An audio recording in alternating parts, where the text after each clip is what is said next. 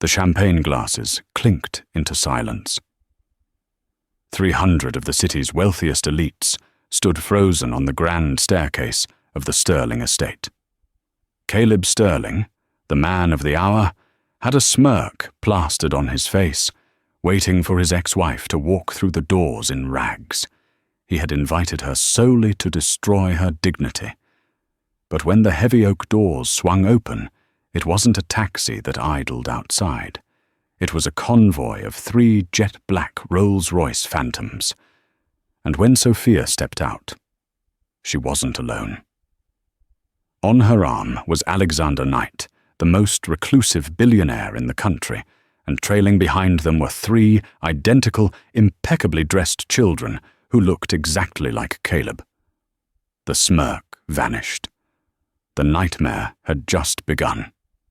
Caleb Sterling sat in the high-backed leather chair of his office, the skyline of New York City sprawling out behind him like a conquered kingdom. He spun a heavy fountain pen between his fingers, staring at the singular envelope resting on the mahogany desk. It was cream-colored, embossed with gold leaf, and smelled faintly of the expensive cedarwood cologne he wore. "Are you sure this is a good idea, Caleb?" Caleb looked up.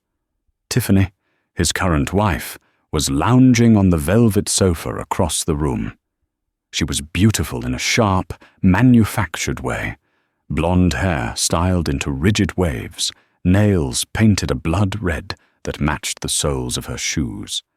She looked bored, scrolling through her phone, but there was a flicker of insecurity in her eyes. "It's a brilliant idea," Caleb said, his voice smooth and dripping with arrogance. "It's been 5 years, Tiffany. 5 years since I cut the dead weight. Sterling Industries has tripled its value since I kicked Sophia out. I want her to see it. I want her to see us." Tiffany set her phone down. "But why now? You haven't spoken to her since the divorce papers were signed." "Because I heard rumors," Caleb lied smoothly. He hadn't heard rumors.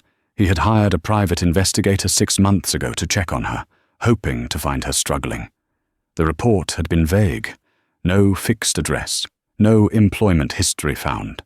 To Caleb, that meant only one thing: homelessness, or close to it. "I heard she's struggling, living in some rundown apartment in Queens, probably waiting tables. I want to offer her charity." He laughed, a cold, sharp sound. "Imagine the look on the shareholders' faces when I, the benevolent CEO, hand my destitute ex-wife a check in front of everyone at the gala. It's perfect PR. It shows I'm magnanimous, and it shows her exactly where she belongs.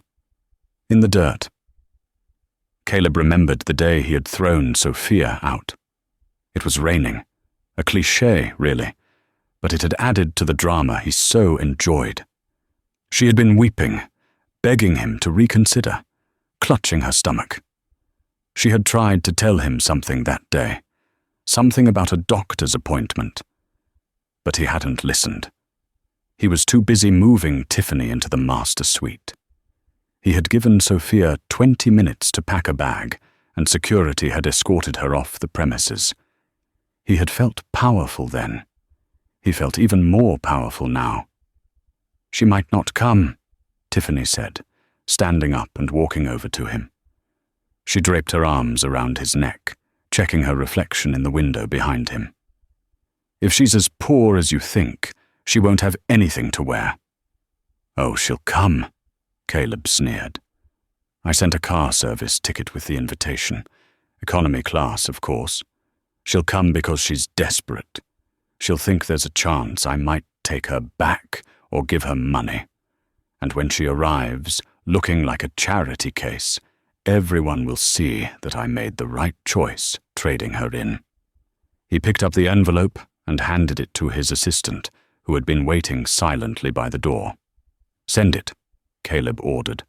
"Address it to the P.O. box the investigator found, and make sure the press is ready for the arrival window. I want high-resolution photos of her shoes. I'm betting they're from a thrift store." The assistant nodded nervously. "Yes, Mr. Sterling." And regarding the rumors of the merger? Forget the merger, Caleb snapped. The only thing that matters this weekend is the anniversary gala. I am going to bury Sophia Hart once and for all, not with a lawsuit, but with humiliation. Caleb turned back to the window. He didn't just want to win, he wanted to crush. He wanted Sophia to look at his empire, his wife, and his life, and realize she was nothing. He had no idea that the woman who received that letter was no longer the weeping girl he had discarded. He had no idea that the address on the envelope redirected to a penthouse in Zurich before being forwarded to a private island in the Mediterranean. He was poking a sleeping dragon, and he was doing it with a smile. The night of the Sterling anniversary gala arrived with the humidity of a storm waiting to break.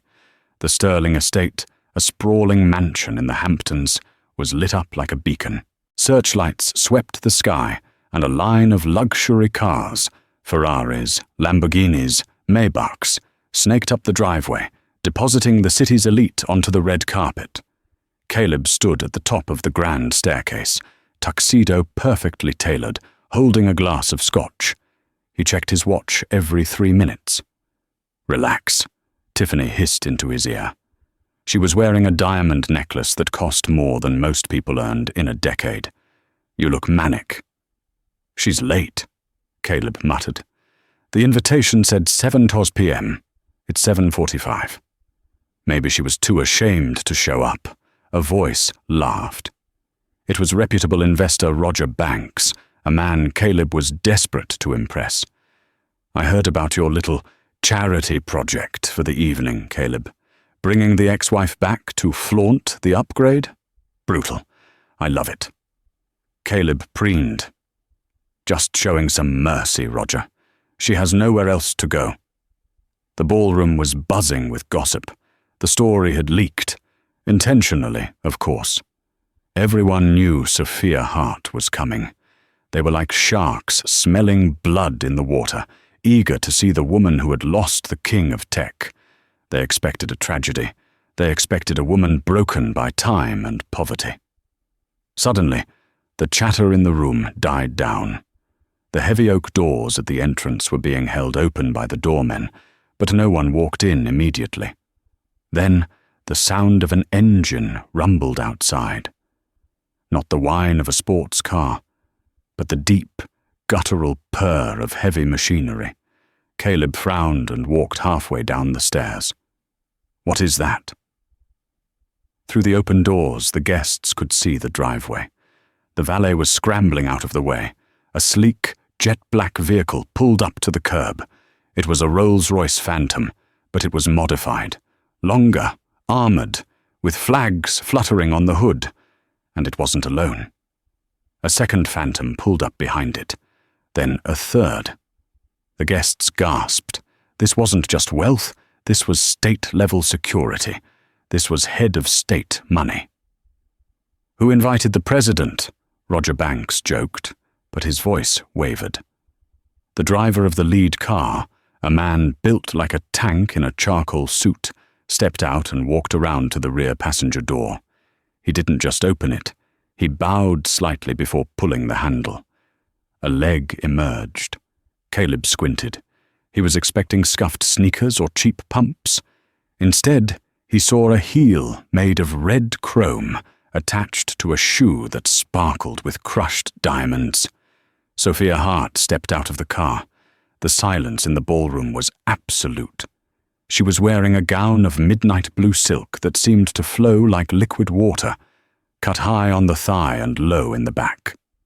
Around her neck sat a sapphire the size of a quail's egg, surrounded by flawless diamonds. Her hair, once mousy and unkempt, was now a glossy waterfall of dark waves. Her posture was regal, her chin lifted high, but it was her face that stopped Caleb's heart. She looked younger than she had 5 years ago. The stress lines were gone, replaced by a glow of absolute confidence. "Is that Sophia?" Tiffany whispered, her grip on her champagne glass tightening until her knuckles turned white. Sophia didn't walk in immediately. She turned back to the car and extended a hand. A man stepped out. He was tall, towering over the driver, with broad shoulders and a jawline that looked carved from granite. He wore a tuxedo that made Caleb's look like a rental. A ripple of shock went through the crowd. "That's Alexander Knight," Roger Banks choked out, dropping his glass. It shattered, but no one looked down. "The Alexander Knight, owner of Knight Global. He hasn't been seen in public in 3 years." Alexander Knight took Sophia's hand and kissed it, looking at her with a mixture of adoration and reverence. But the spectacle wasn't over. From the second Rolls-Royce, 3 children hopped out. They were boys, triplets. They looked to be about 4 or 5 years old. They were dressed in miniature versions of Alexander's tuxedo, their hair combed back neatly. They ran up to Sophia, giggling. Caleb felt the blood drain from his face. The room spun. He gripped the banister to keep from falling. The boys had Sophia's eyes, but they had Caleb's nose. They had the distinctive cleft chin that had been a sterling trademark for generations. Sophia placed a hand on the shoulder of the middle child, whispered something, and then looked up. Her eyes locked onto Caleb's across the 100 feet of marble and velvet. She didn't smile. She didn't frown. She looked at him with the cool indifference of a woman looking at a bug she was about to step on. Alexander Knight placed a protective hand on her lower back, and together, the entourage, the billionaire, the beauty, and the triplets began to ascend the stairs. The charity case had arrived, and she had brought the bank with her. The air in the ballroom had grown thick, charged with an electricity that made the hairs on the back of Caleb's neck stand up. He watched as Sophia ascended the stairs, her hand resting lightly in the crook of Alexander Knight's arm. Every step she took was a rhythmic hammer blow to Caleb's ego. Caleb forced a smile onto his face. It felt tight, like a mask that didn't fit quite right. He stepped forward to block their path at the top of the landing, effectively cutting off their entrance to the main floor. He needed to assert dominance.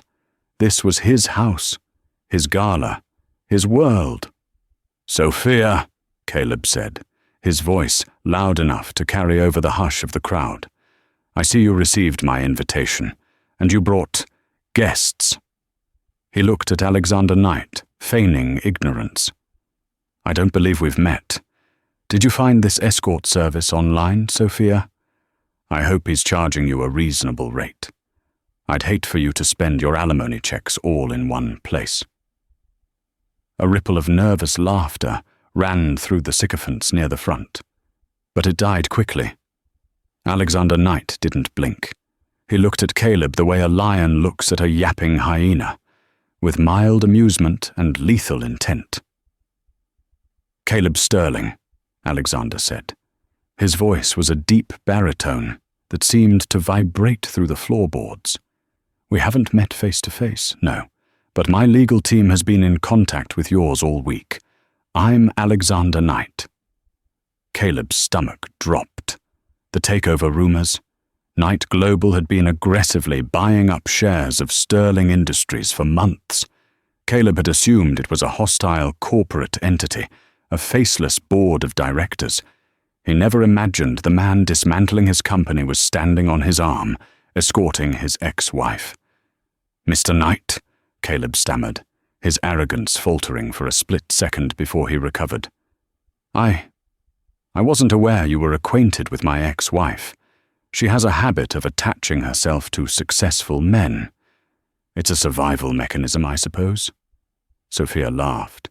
It was a soft, melodious sound, devoid of the bitterness Caleb had expected. She stepped forward, releasing Alexander's arm. She stood toe-to-toe with Caleb, despite the height difference, her presence looming larger than his. "Hello, Caleb," she said. "And hello, Tiffany."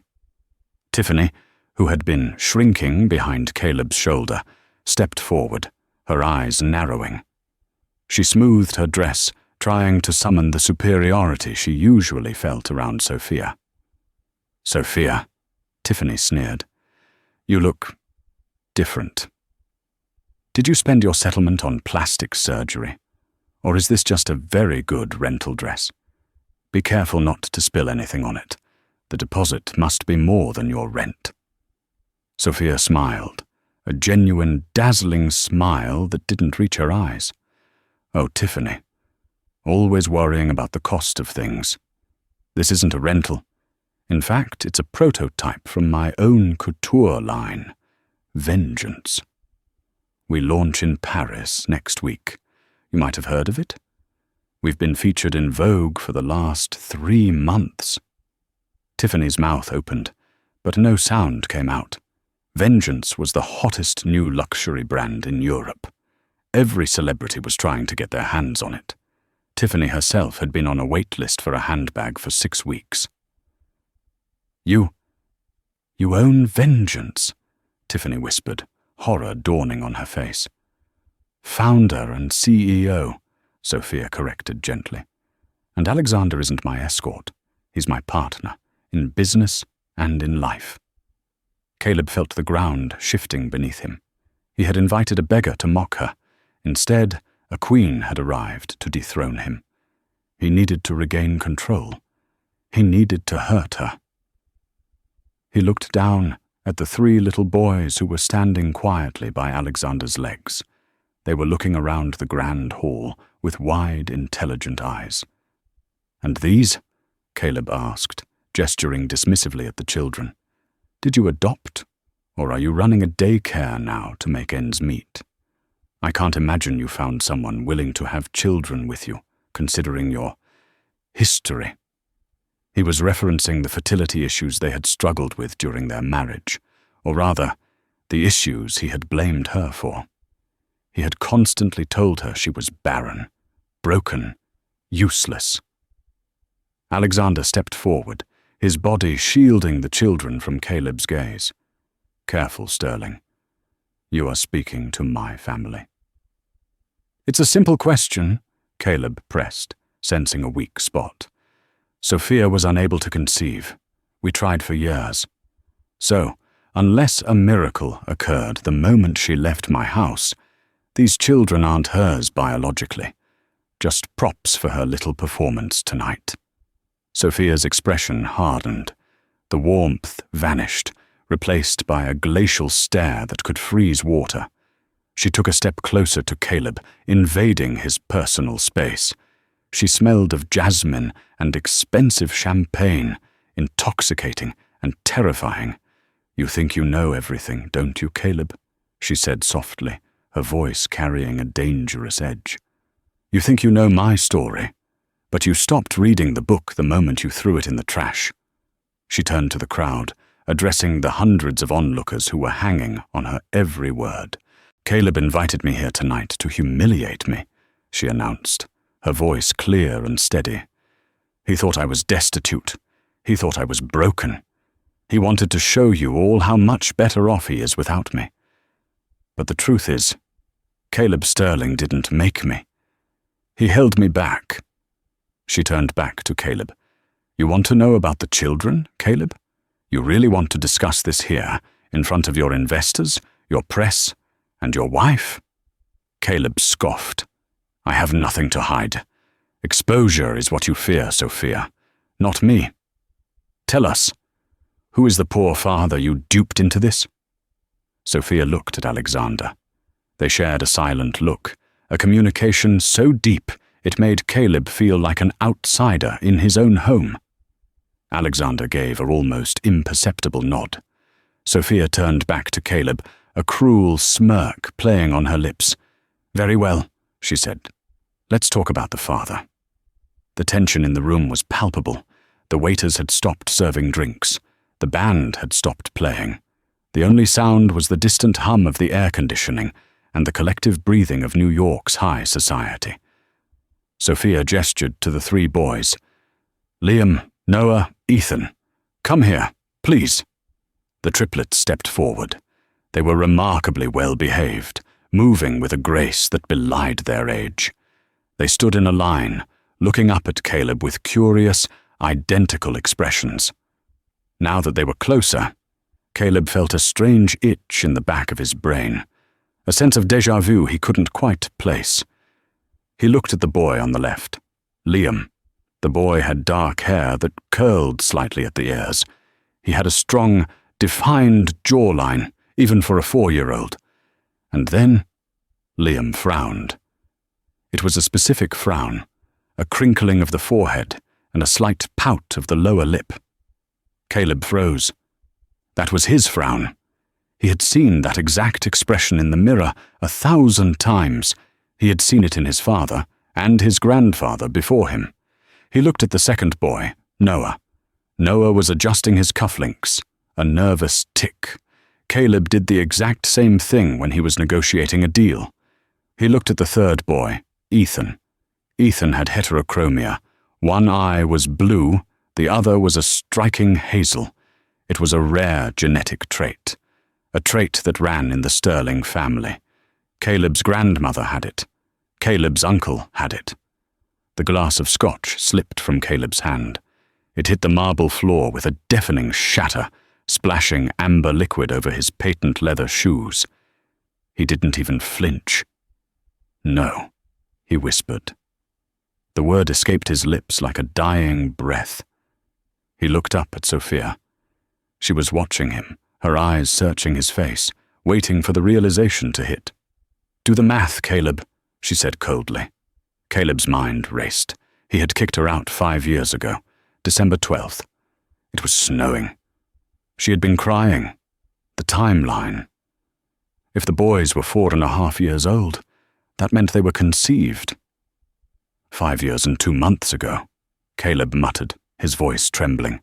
That's when we went to Aspen." Sophia nodded slowly.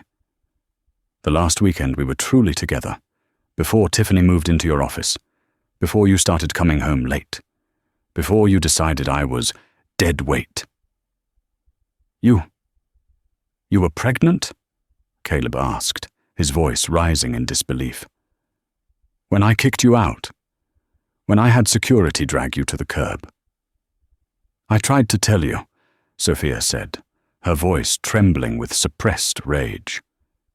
"I stood in this very hallway, holding the ultrasound picture in my hand. I begged you to listen. I said, 'Caleb, please, I have news.' And do you remember what you said?" Caleb's face went pale. He remembered. The memory hit him like a physical blow. He had been rushing to a dinner with Tiffany. He had pushed past Sophia, knocking her shoulder into the wall. "I don't care what you have, Sophia. Unless it's a winning lottery ticket or a signature on these divorce papers, I don't want to hear it. Get out." The ballroom gasped. The cruelty of the statement hung in the air. Even Roger Banks looked disgusted. "I didn't know," Caleb stammered, looking frantically at the crowd, trying to salvage his image. She hid it from me. She stole my children." "I stole nothing." Sophia's voice cracked like a whip. "You threw us away. You abandoned us. I left this house with $50 in my pocket and 3 heartbeats inside me. I lived in a shelter for 3 months, Caleb. Me, the wife of a multimillionaire, sleeping on a cot while you bought Tiffany a Porsche." She took a breath, composing herself.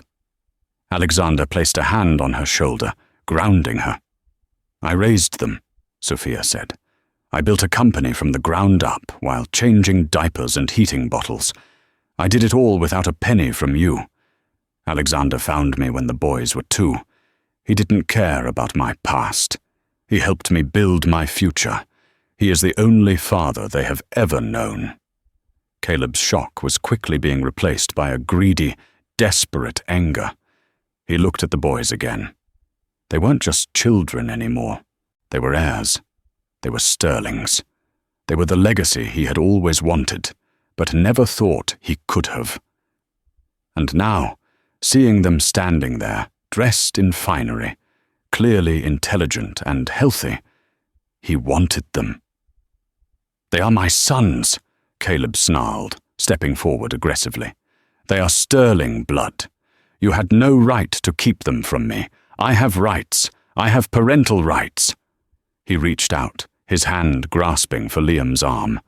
Come here, son. Come to your father. Liam recoiled, fear flashing in his eyes. He scurried back, hiding behind Alexander's leg. Alexander moved. It was a blur of motion. One moment he was standing still. The next, he was between Caleb and the child. He caught Caleb's wrist in midair. His grip was like a steel vice. Caleb gasped in pain, trying to pull his hand back, but Alexander didn't budge. Touch him again, Alexander whispered, his voice low enough that only Caleb could hear, but intense enough to stop Caleb's heart. And I will break this wrist in 3 places.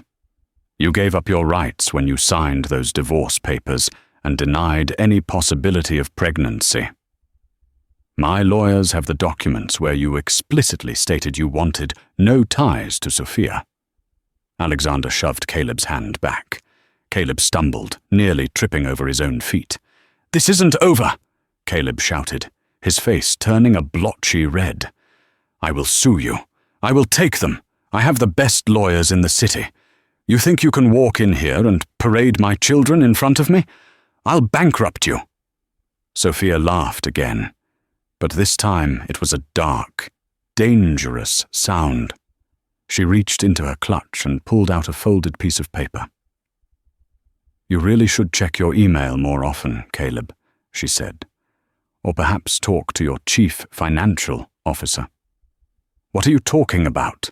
Caleb demanded. The merger, Sophia said. The hostile takeover you've been fighting for months. The mysterious entity buying up your debt. It wasn't just Knight Global. She unfolded the paper and held it up. It was a stock certificate.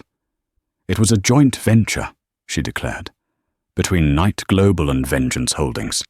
As of this morning, when the market closed, we collectively own 51% of Sterling Industries. The silence in the room was absolute. It was the silence of an empire falling. I'm not just here to show you your children, Caleb, Sophia said, her eyes gleaming with triumph. I'm here to fire you. The ballroom of the Sterling estate had turned into a theater of war, and Caleb Sterling was the casualty. The announcement that he had lost his company, his empire, hung in the air like toxic smoke. You're lying, Caleb spat, his face purple with rage. You can't own 51%. The board would never approve it. The board hates you, Caleb, Alexander Knight interjected smoothly. He stepped forward, pulling a folded document from his tuxedo pocket. They were tired of your volatility, tired of the scandals, and quite frankly, they were impressed by Sophia's business acumen. They voted unanimously this morning to accept our buyout offer and to remove you as CEO, effective immediately. Caleb looked around the room, searching for allies. He looked at Roger Banks. Roger was busy typing on his phone, likely selling his remaining Sterling stock before the market opened. He looked at his friends, the people who had drunk his scotch and laughed at his jokes for years. They were all averting their eyes, or worse, holding up their phones to record his meltdown. Security! Caleb screamed, his voice cracking. Get them out! Get these trespassers off my property! The head of security, a burly man named Marcus, who had worked for Caleb for 6 years, stepped out from the shadows. He walked briskly toward the group. Finally, Caleb yelled, throw them out, Marcus, and call the police. Marcus stopped. He didn't look at Sophia or Alexander. He looked directly at Caleb. I'm sorry, Mr. Sterling, Marcus said, his voice flat. But Mr. Knight acts as the representative for the majority shareholders. Technically, he signs my checks now, and he has instructed me to remove you from the premises. Caleb's mouth fell open. You work for me. I hired you. And you underpaid me for 6 years, Marcus replied. Mr. Knight offered me a retention bonus and a raise 5 minutes ago via text. I accepted. Marcus gestured to 2 other guards. Please escort Mr. Sterling to the gate. He is no longer a resident here. The humiliation was absolute. The guests parted like the Red Sea as the guards grabbed Caleb by the arms. He thrashed, kicking and screaming obscenities. "You can't do this! I am Caleb Sterling. This is my house! Sophia, you witch! I'll kill you!" As they dragged him past Sophia, she didn't flinch. She simply watched him with that same cool detachment. But Liam, the little boy who looked so much like Caleb, hid his face in Sophia's dress. "Don't look, baby," Sophia whispered, stroking his hair. "It's just a bad man leaving." Caleb was thrown out of the front doors of his own mansion. He landed on the gravel driveway, scuffing his hands and tearing his tuxedo trousers. The heavy oak doors slammed shut behind him. The paparazzi, who had been waiting at the gate for a glimpse of the poor ex-wife, now had the scoop of the century. Flashbulbs erupted like lightning. They captured every angle of the fallen billionaire. The dirt on his face, the madness in his eyes, the sheer, utter defeat. Within an hour, the photos were trending globally. Or Sterling Fall was the #1 hashtag on Twitter. The headlines were brutal. King Caleb dethroned by ex-wife. The billionaire beggar. Karma wears couture. The next morning, Caleb sat in the office of his personal attorney, Arthur Pendleton. The office was small and smelled of stale coffee, a far cry from the glass-walled boardrooms Caleb was used to. "Fix this, Arthur," Caleb demanded, slamming his fist on the desk. "Get an injunction, sue for wrongful termination, and get me custody of those kids. I want full custody. I want her to suffer." Arthur Pendleton sighed and took off his glasses. He looked tired. "Caleb, listen to me closely," Arthur said. "You have no case." "What do you mean I have no case?" "The takeover was legal. Hostile, yes, but legal. You signed bylaws 3 years ago that allowed for a majority buyout without CEO approval if the stock dropped below a certain point.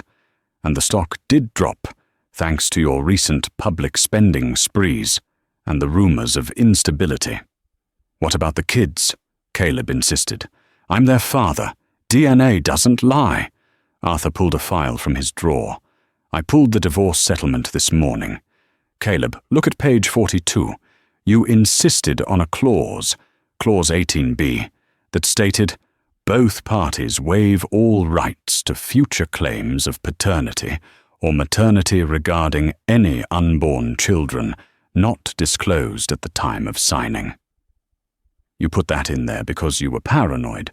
Sophia would try to trap you with a fake pregnancy later." Caleb stared at the document. He remembered insisting on that clause.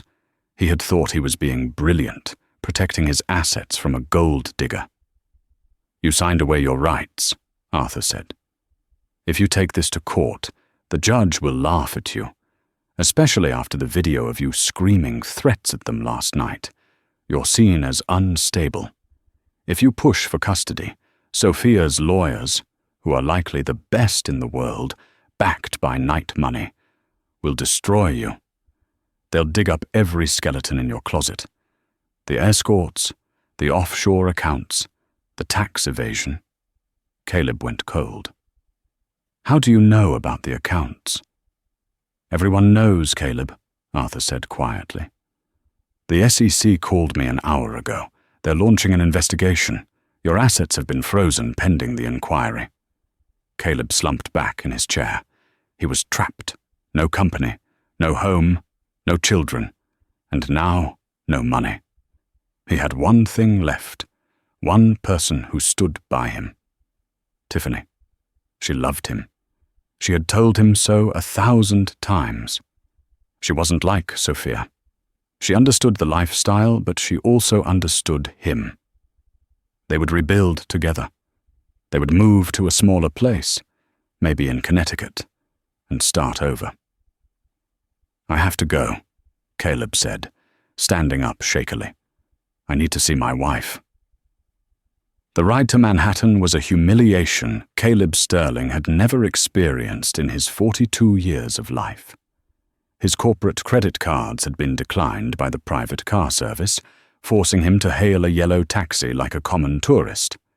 He sat in the back seat, the vinyl sticky against his ruined tuxedo, watching the city blur past through rain-streaked windows. He clutched his phone, but it was useless. The battery was dead. And even if it weren't, no one was answering his calls. When the taxi pulled up to the gilded entrance of the Obsidian Tower, the building where he owned the penthouse, the driver turned around with a scowl. "That's $62.50, pal." Caleb patted his pockets. He had exactly 3 crumpled $20 bills, the emergency cash he kept in his tuxedo for tips. He threw the money at the driver without waiting for change and scrambled out into the drizzle. He expected the doorman, Henry, to rush forward with an umbrella. Henry had worked there for 10 years.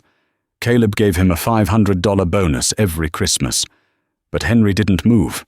He stood under the awning, arms crossed, watching Caleb get wet. "Henry!" Caleb barked, wiping water from his eyes. "Open the door." "Evening, Mr. Sterling," Henry said, his voice devoid of its usual warmth. He didn't move to open the heavy glass door. "I've been instructed to inform you that the building management is reviewing your lease agreement in light of recent financial disclosures." "I own the damn penthouse," Caleb screamed, slamming his hand against the glass. "Open the door before I have you fired." Henry hesitated, then sighed, swiping his keycard to let Caleb in. "Just don't cause a scene in the lobby, Caleb. The board is already meeting about you tomorrow." Caleb. Not Mr. Sterling. Just Caleb. The disrespect burned hotter than the shame. Caleb stormed to the elevator, jamming his finger against the button for the 45th floor. He needed Tiffany. She was the only thing that made sense. She was his rock. She would be furious, of course. She hated embarrassment. But once he explained the plan, once he told her about the offshore accounts he had hidden from the SEC, accounts he prayed Arthur didn't know about, she would calm down. They would flee to the Caymans tonight. They would start over. The elevator dinged. The doors slid open to the private foyer of his penthouse. Usually, the apartment smelled of fresh lilies and the expensive amber-scented candles Tiffany insisted on burning.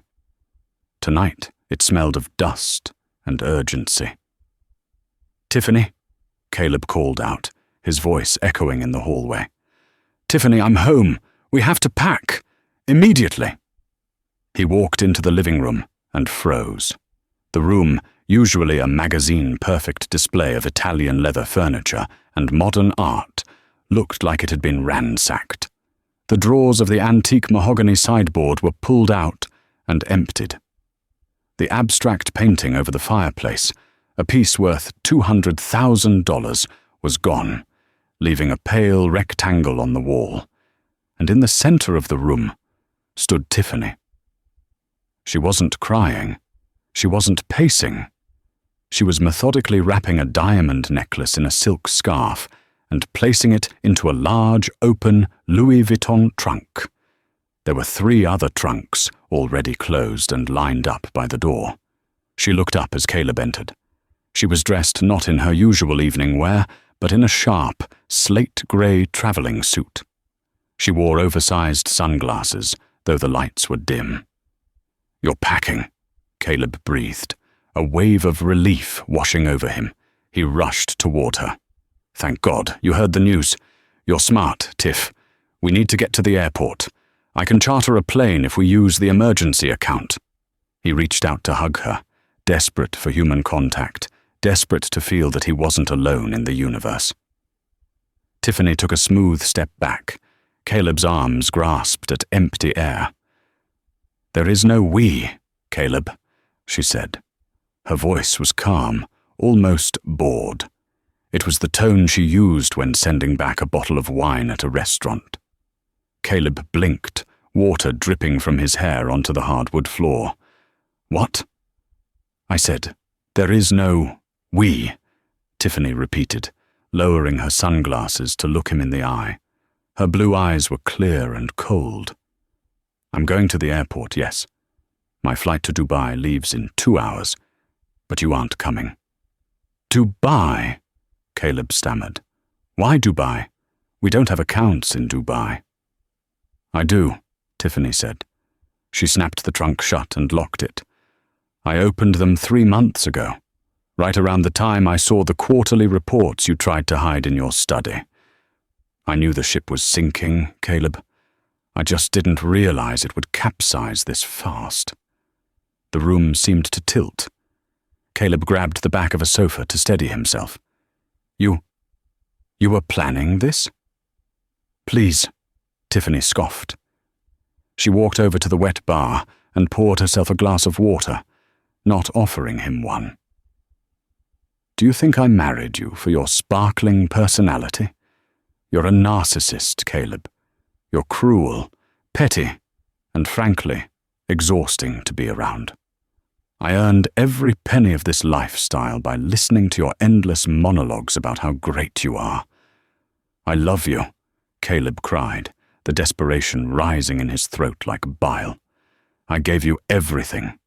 This life, these clothes, the jewelry you're stealing." "I'm not stealing," she corrected sharply. "I'm liquidating. Consider it severance pay. Being Mrs. Caleb Sterling was a full-time job, and the working conditions were hostile." She took a sip of water, watching him writhe.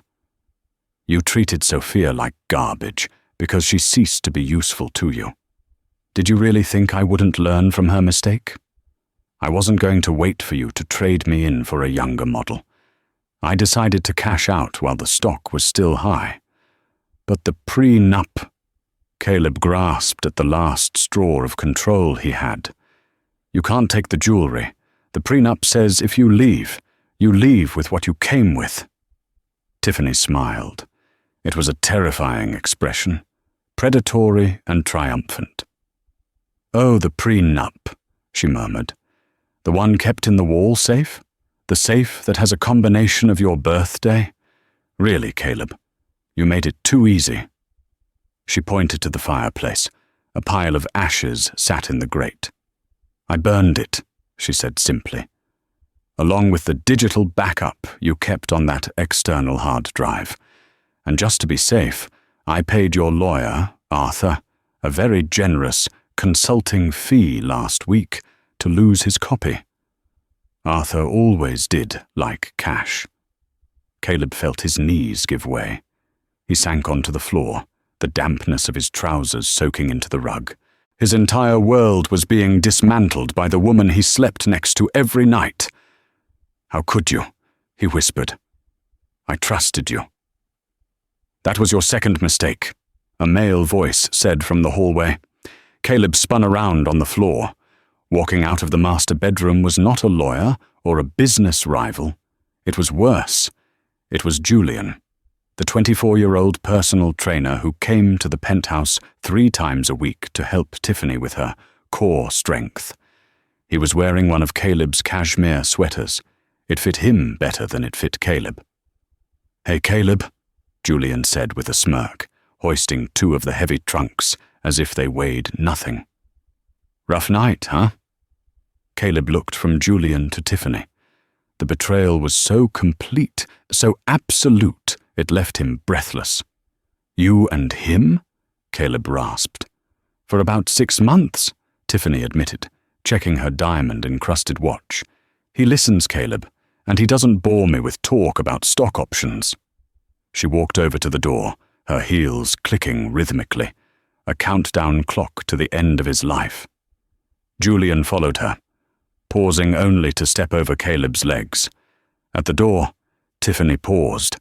She turned back one last time. She looked at the man on the floor, wet, broken, bankrupt, and cuckolded.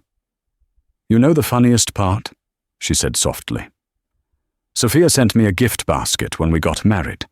It had a note. It said, 'Good luck. You'll need it.' I thought she was being bitter. Now I realize.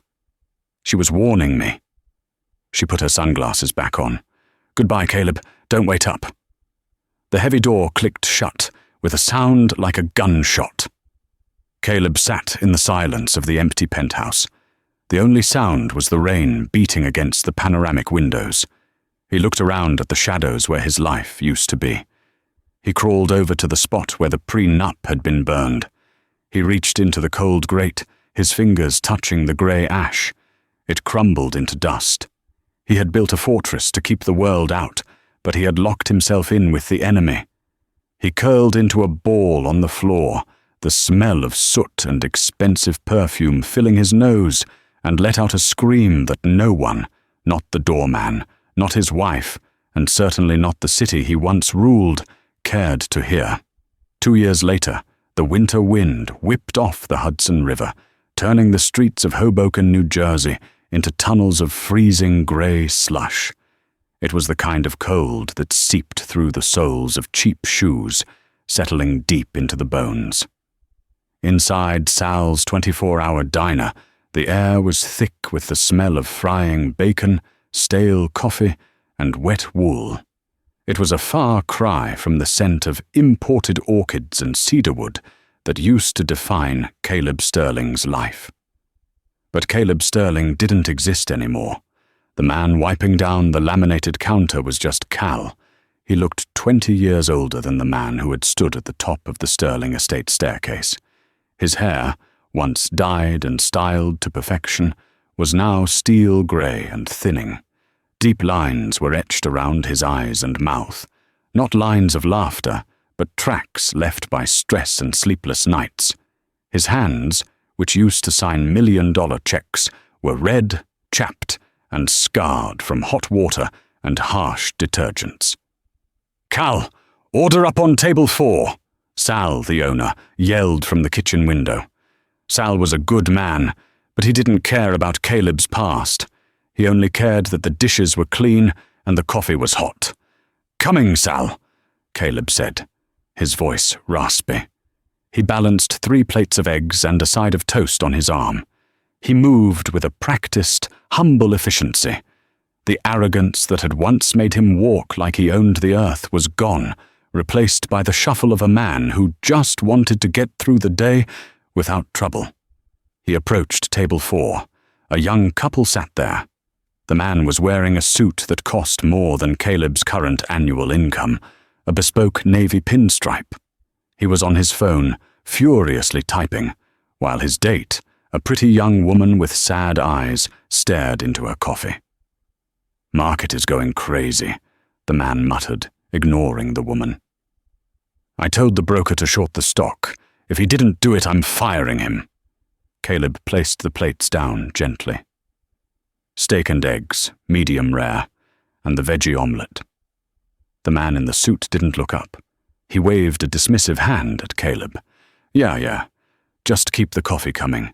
And get me some hot sauce. This place is freezing, by the way. Tell the manager to fix the heat." Caleb paused. The tone, the body language, the absolute refusal to acknowledge the humanity of the person serving him. It was like looking into a mirror from 3 years ago. "I'll see what I can do about the heat, sir," Caleb said quietly. As he turned to walk back to the counter, the small television, mounted above the pie display case, flashed a breaking news banner. The volume was low, but the caption was bold and unmistakable. "The wedding of the decade. Alexander Knight and Sophia Hart." Caleb froze. The rag in his hand stopped moving. On the screen, the footage was vibrant and full of life, a stark contrast to the grey world of the diner. It showed a vineyard in Tuscany, bathed in golden sunlight. There were flowers everywhere, white roses and cascading ivy. And there was Sophia. She was walking down a grassy aisle, wearing a dress that looked like it was woven from starlight. She wasn't just beautiful. She was radiant.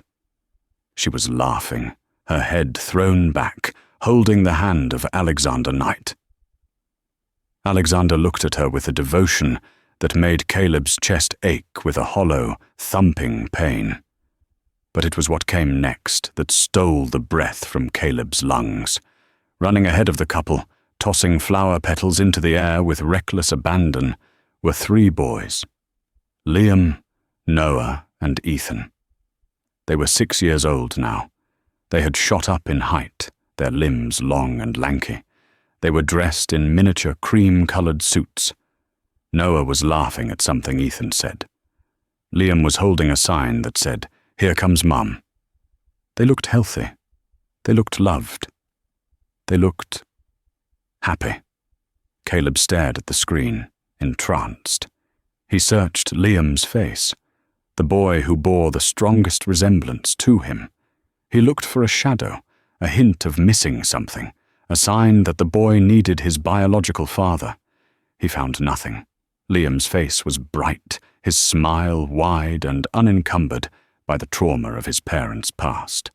Alexander swooped down and picked Liam up, spinning him around. Liam threw his arms around Alexander's neck, burying his face in the billionaire's shoulder. He's safe, Caleb thought. They are all safe. "Hey, waiter!"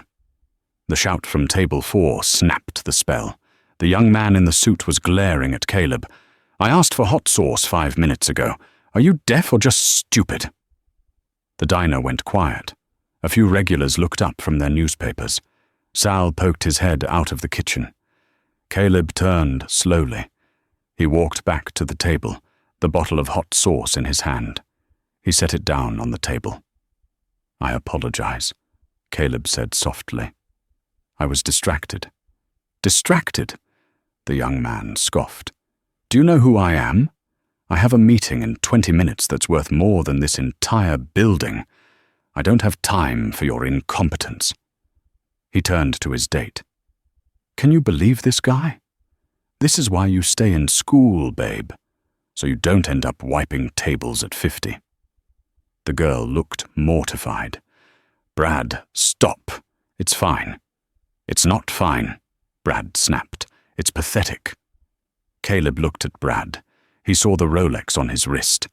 He saw the fear behind the arrogance, the terrified need to be the biggest person in the room. In the old days, Caleb would have flipped the table. He would have screamed. He would have told Brad that he used to be Caleb Sterling. Instead, Caleb felt a wave of profound pity. "She's going to leave you," Caleb said. The words hung in the air, heavy and absolute. Brad blinked. "Excuse me." Caleb looked directly into Brad's eyes. His gaze was intense, carrying the weight of a man who had lost an empire. "You think the money makes you safe," Caleb said, his voice low but steady. "You think because you bought her dinner, and you bought that watch, that you own the world. You think you're the main character." Caleb gestured to the girl, who was staring at him with wide eyes. "But you're not looking at her," Caleb continued. "You haven't looked at her once since you sat down. You're treating the people around you like furniture. And one day, probably soon, you're going to come home to a penthouse that is very quiet and very empty, and all that money won't be able to buy you a conversation." Brad opened his mouth to retort, but the look in Caleb's eyes silenced him. It was the look of a ghost. "Take it from a man who knows," Caleb whispered. "Be kind. It costs nothing, but it's worth more than that meeting." Caleb turned and walked away. Brad sat in stunned silence. The girl looked at Brad, then at Caleb's retreating back, a thoughtful expression dawning on her face. Caleb went back to the counter. The news segment was ending. The camera panned out to show Sophia and Alexander kissing under the Tuscan sun, surrounded by the triplets. Maria, the waitress who worked the morning shift, sidled up next to Caleb. She was wiping a glass. "Beautiful family, huh?"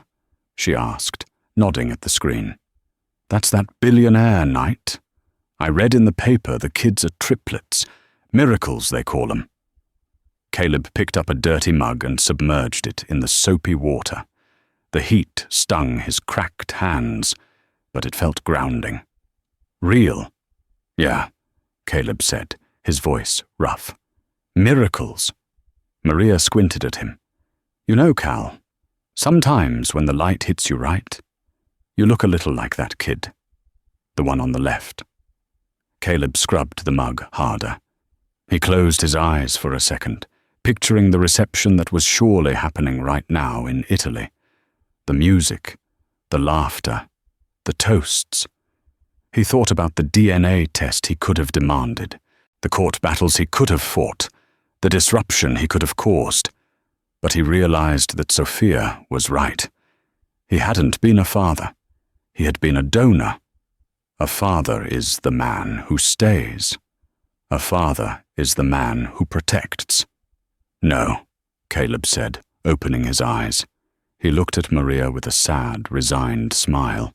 I don't see the resemblance, just a coincidence. He pulled the mug out of the water and set it on the drying rack. I'm nobody, he said, more to himself than to her. Just a guy washing dishes. Outside, the snow began to fall harder, covering the dirty streets in a blanket of white, burying the past, layer by layer. Caleb Sterling was gone, and in the silence of his absence, his children were finally free to soar. And that is the tragic, yet necessary end of Caleb Sterling. He spent his life building a castle of gold, only to realize too late that he had forgotten to build a foundation of love. Sophia found her happiness not by fighting Caleb, but by outgrowing him. And Caleb? He found his redemption in the only place left for him, obscurity. It's a powerful reminder that while money can buy a house, it cannot buy a home. And while it can buy obedience, it can never buy respect. Now, I want to hear from you. Do you think Caleb's ending was fair? Should he have tried to fight for his children, or was staying away the ultimate act of love? And what about Tiffany? Did she get off too easy? Let's get a discussion going in the comments below. I read every single one. If this story moved you, please hit that like button. It helps us bring more of these dramas to life. Share this video with someone who needs a reminder of what truly matters. And don't forget to subscribe and ring that notification bell so you're the first to see our next story. Thanks for watching. And remember, the best story you can write is your own life. Make it a good one.